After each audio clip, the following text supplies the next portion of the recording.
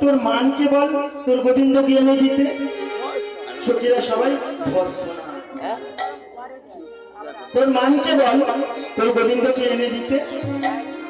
যখন এই কথা বলেছে তখন রাধারানী নয়ন জলে কাঁদছে, আর সখীগণ সবাই বলছে যিনি চতুরীর শিরোমণি, তাই তো মা, যিনি রাজা ধীরাজ, তাকে কে না ভালোবাসে মা? তাকে তো সবাই ভালোবাসে। যে তাকে ভালোবাসে, আমাকে যে ভালোবাসবে আমি তার কাছেই যাব, তাই তো। আর যে আমাকে অবহেলা করবে আমি তার থেকে দূরে থাকবো। তাই প্রাণ গোবিন্দকে যে ভালোবাসবে সে তার কাছেই যাবে। তা তুই যখন রাধারানীকে পরিত্যাগ করবি, নিশ্চয়ই সে চলে গেছে। এই কথা যখন বলছে সখীগণ বলছে, ওরে রাধে, একবার ভালো করে আমরা বারবার তোকে বলেছিলাম,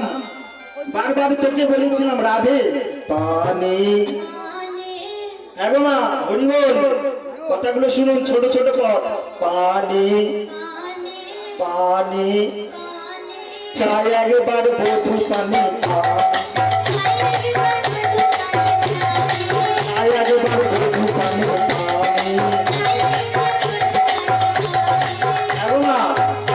এখানে দুটো অর্থ বোঝাচ্ছে, তাই তো।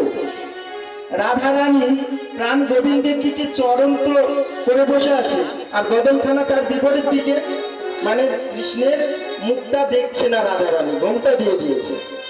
আরে আমি নায়ককে কথা দিয়েছিলাম, নায়ক আসেনি, নায়িকা রাগ হবে না, তাই রাধারানী রাগ করে বসে রয়েছে। আর সখীগণ বলছে পানি পানি চাই একবার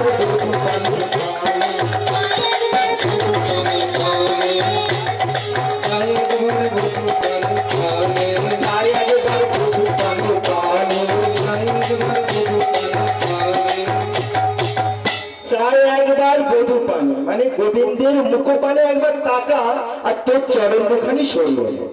চাই একবার বধু পানে,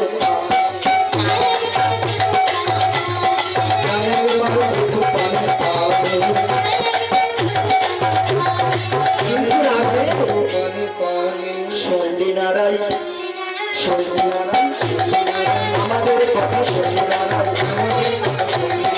আমাদের কথা সন্ধি নারায়। আমরা কত করে সেজেছিলাম, আমাদের কথা সন্ধি নারায়, আমরা কত করে সেজেছিলাম, আমাদের কথা সন্ধি নারায়। আমি চাই একবার বধু পানি। এক রাধে, বারবার বলেছিলাম তিনি হলেন রাজা ধীরাজ। তাকে যে সেবা করে, তাকে যে ভালোবাসে, সে তার হয়ে যায়। কিন্তু তুই তো আমাদের কথা শুনলি না রাধে। তাই রাধারানী নয়ন জলে কাঁদছে। আর কি বলছে জানো? পাচ্ছে না তো, নয়ন জলে কাঁদছে আর বলছে, সখী রে, মনে হয় আমার গোবিন্দ আমার ছেড়ে চলে গেছে।